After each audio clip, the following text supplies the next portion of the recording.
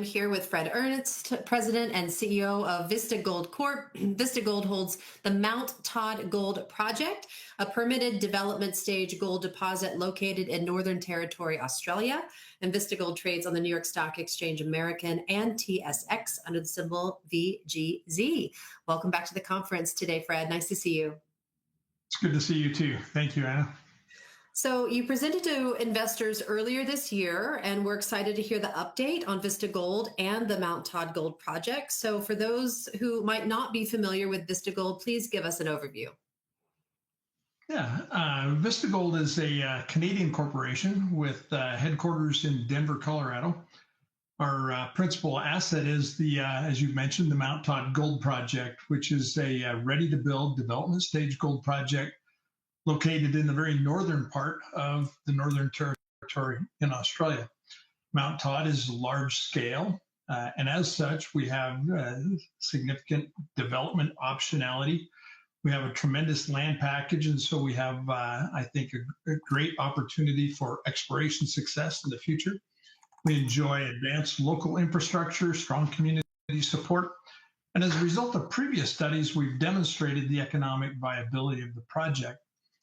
We're presently finalizing a new feasibility study that I believe represents a paradigm shift in our thinking about the project. And I believe it'll be a catalyst to accelerate value creation for our shareholders. Wonderful. Well, tell us a little bit more about that new study. Yeah, we launched the study in December of last year. Targeting we're designing to a throughput rate of 15,000 tons per day or 5.2 million tons per year. At that scale and a reduced scale, we're targeting a 60% reduction in the initial capex of the project. Previously, we had an estimated capex of over $1 billion. We're targeting 400 million as the new initial capex for the project. At the same time, as a result of raising the cutoff grade, we're targeting a 25% increase in the reserve grade for the project, and that will bring us very close to 1 gram of gold per ton. At this throughput and reserve grade with a 90% recovery, the project is estimated to produce between 150 and 180,000 ounces of gold per year. At just steady state. As I mentioned, we're preserving the option for future expansion. We will not be designing an expansion into this study, but the layout of the project is such that we will be able to expand the project at some point in time in the future. The study also incorporates some elements like contract mining, third-party power generation, construction practices and design concepts that are commonly used in Australia that we believe will result in high capital efficiency. And I guess most importantly for our viewers is that we expect to announce the results the latter part of July. So we're just 5 or 6 weeks away from announcing results. Well, once those results of that new feasibility study are published later in July, talk a little bit about what is next for Vista. Yeah, so one of the first things we're going to do is we're going to spend quite a bit of time on the road participating in conferences like this. We'll also be attending, it's probably the premier conference in Australia. It's called Diggers and Dealers. It's held in Kalgoorlie, Western Australia, the first week of August. And the objective of participating in conferences like that is to promote the results of the study, to help people become aware of and familiar with the project itself, and obviously engage one-to-one with potential transaction partners. And I'm very excited about that. Perfect. And so the development of any project requires support from the local community. So talk a little bit about Vista Gold's relationship with your local community, including the Aboriginal people and the Northern Territory government.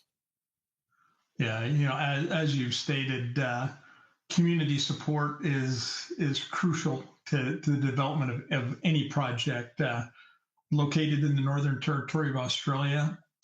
We enjoy great support for resource projects. Australia, for those who don't know, is a resource exporting country.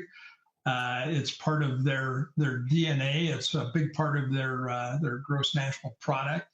And so we enjoy great support for the development of the project. We work very closely with the Northern Territory government and are in frequent contact with them. At a local level, we're very close to the town of Catherine, about 30 minutes away, a town of 14,000 people. And then we will certainly have part of our workforce that lives in Catherine. And so we engage with the community on a regular basis. The project itself, the land where the project is located, is owned by the Jawoyn Aboriginal people. And they're one of the few groups that I'm aware of in Australia that actually has title to their land. Most manage their lands through government-sponsored land councils, but the Jawoyn actually own their land. They have a corporation. It's called the Jawoyn Association Aboriginal Corporation, and we have an agreement with them. I meet with their members of their board of directors on a quarterly basis. In fact, I was just in Australia last month and met with several members of their board. We talked about what we're doing with the new feasibility study, how it's going to change things, the slightly smaller footprint. We talked about employment opportunities. We're continually discussing Aboriginal business creation opportunities, and perhaps most importantly, we talk about what we're doing jointly and individually to protect heritage sites and respect their customs and the land that we work on. So I'm very comfortable that we have that our social license is firmly in place for the Mount Todd project. Wonderful to hear. Can you also share with us Vista's strategy for the development of Mount Todd with solid gold production of more than 150,000 ounces of gold per year and an initial capex of $400 million? Yeah, like I said, at the start, this is a big shift from where we were at before. Reducing the capex of the project and still maintaining a production level that's very respectable in any gold producing jurisdiction certainly opens the door to a number of different avenues. We continue to work toward and explore the avenues for the development of a joint venture with a producing company in Australia that has a track record of building mines and has the team to do that. We recognize that some of the people that we've identified as potential partners may not want to be a partner, and they would rather own Mount Todd outright. And we will open to consideration of a project level or corporate level transaction to sell the project at the right value. In other words, not just a premium to the market cap, but something that represents a greater portion of the intrinsic value of the project. And last, given the $400 million capex and the production level, we believe that there's the potential to develop Mount Todd on a standalone basis ourselves.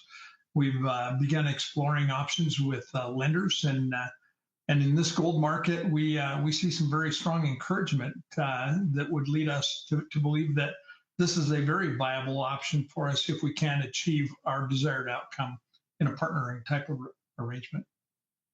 Wonderful. Devin asks if you can speak to your company's current burn rate and how much runway do you have with existing capital?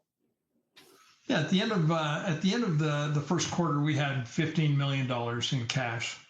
Our burn rate is about $7 million a year. The feasibility study is about $2.5 million all in. And so we're looking at cash in hand that will take us through 2026.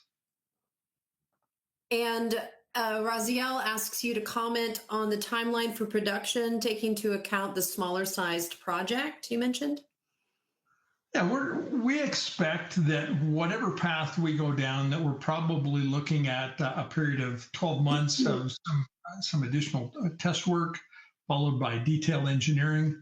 Construction, early estimates are that we're looking at something on the order of 20 to 26 month construction period, at which time we'll achieve first gold production, and that ramp up will cover a period of an additional 6 months. So we're looking at something on the order of 3 to 3.5 years to be at full production. And Esther asks, do you own the water rights?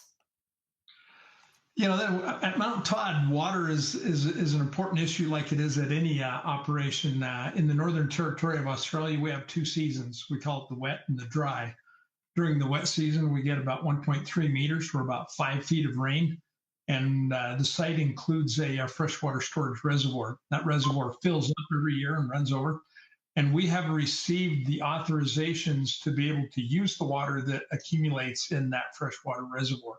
And so while we don't own the rights, we've been granted the rights to use the water that accumulates in the reservoir. Perfect. Well, Fred, do you have any closing remarks for our viewers today? I do. This is an exciting time for us. We're just 5 to 6 weeks away from announcing the results of the feasibility study. As indicated, I think that this is going to be an event that accelerates value creation for our shareholders. And we're very excited about what we're seeing in results so far. I believe that we're going to be very close to achieving our target of a $400 million CapEx. The grade is going to be very close to a gram per ton. And I think that this is going to be the paradigm changing event that unlocks value for shareholders. And so I encourage people to stay tuned and keep an eye on Vista Gold. Perfect. Well, thank you so much for joining us with this update, and we look forward to seeing you again real soon. Thank you, Anna. All right, everyone, thumbs up. They were supposed to come on next, but they had to push till July, so we'll see them next month. We'll be back at 3:25 Eastern with Region.